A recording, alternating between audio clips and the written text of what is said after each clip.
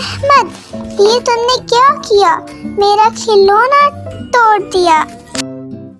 ओहो, मैं माफी चाहता हूँ। दादी अम्मा, मुझे बहुत गुस्सा आ रहा है।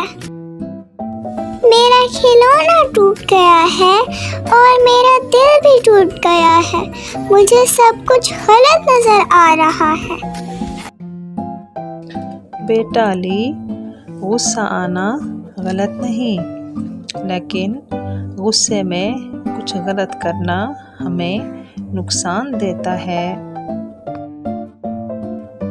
जब गुस्सा आए तो गुस्से में औज़ बिल्लाह पढ़ो और पानी पी लो। गुस्सा कम हो जाता है बेटा।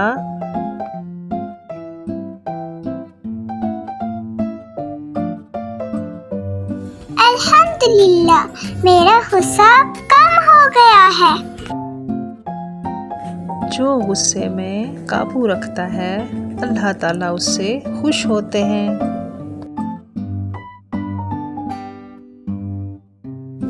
मैं वादा करता हूँ, मैं गुस्से में सब्र करूँगा। नेक्स्ट एपिसोड में देखें अली ने क्या सीखा।